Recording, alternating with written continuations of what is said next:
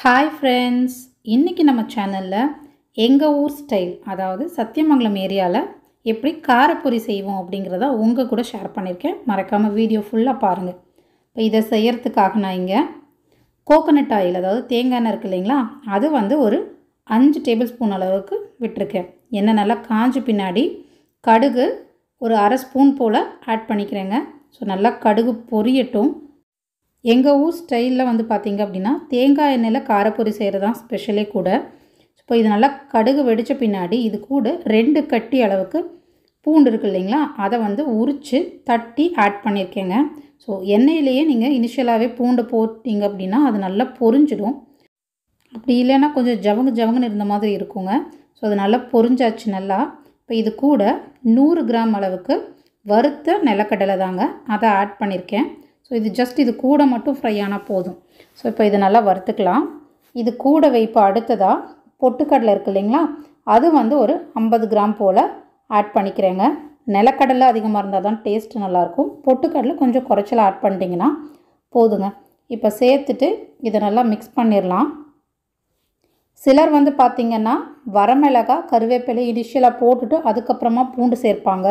அப்படி போட்டிங்கன்னா உங்களுக்கு பூண்டு நல்லா வறுபடாது, மிளகாய் கருகிடும். அதனால தான் பூண்டு வறுத்துட்டு அதுக்கப்புறமா நான் இங்கே 3 வரமிளகாயும் கூடவே 2 கொத்து கருவேப்பிலையும் ஆட் பண்ணிவிட்டு நல்லா ஃப்ரை பண்ணுறேன். ஸோ இப்போவும் எண்ணெய் இருக்குது, அதனால் தாராளமாக உங்களோட கருவேப்பிலையும் வரமிளகாயும் நல்லா வறுபட்டுட்டு நம்மளுக்கு நல்ல ஃப்ளேவரை கொடுக்கும். இப்போது இது கூட அடிஷ்னல் காரத்துக்காக வரமிளகாய் பொடி இருக்குது இல்லைங்களா, அதை ஆட் பண்ணிக்கிறேன்.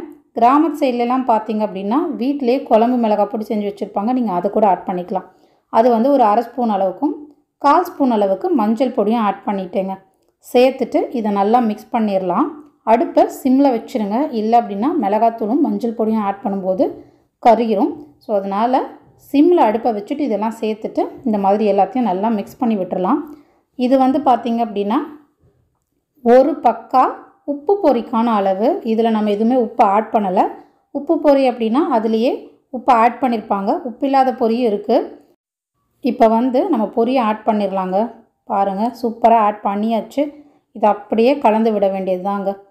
கலந்து விட்டுட்டு நம்ம அடுப்பை ஆஃப் பண்ணிடலாம். கம்ப்ளீட்டாக இது மிக்ஸ் ஆயிடுச்சு அப்படின்னு தெரிஞ்சதையுமே நம்ம அடுப்பை ஆஃப் பண்ணிடலாங்க. அப்படியே தேங்காய் எண்ணெயோட மணத்தோட இந்த காரப்பொரியை நீங்கள் டீ கூட சாப்பிட்டு பாருங்களேன். இந்த பொரி காலியாகிற இடமே தெரியாது. இன்னும் கொஞ்சம் 2 வாய் சேர்த்து சாப்பிட கூட தோணும். அவ்வளோ பக்காவான காம்பினேஷனுங்க டீ டைம் ஸ்நாக்காக இதை சாப்பிட்றதுக்கு. இதை அப்படியே நமத்து போகாமல் இருக்கிறதுக்கு ஒரு ஏர்டைட் கண்டெய்னரில் போட்டு வச்சுருங்களேன். 1 வாரம் வரைக்கும் ஒன்றுமே ஆகாது. அவ்வளோ டேஸ்டியான ஸ்நாக்காக இருக்கும். குழந்தைங்க எல்லாம் அடிக்கடி விரும்பி எங்கள் ஏரியாவில் சாப்பிடக்கூடிய ஒன்று. ஈவன் வயசானவங்க வரைக்கும் இதை தான் விரும்பி சாப்பிடுவாங்க.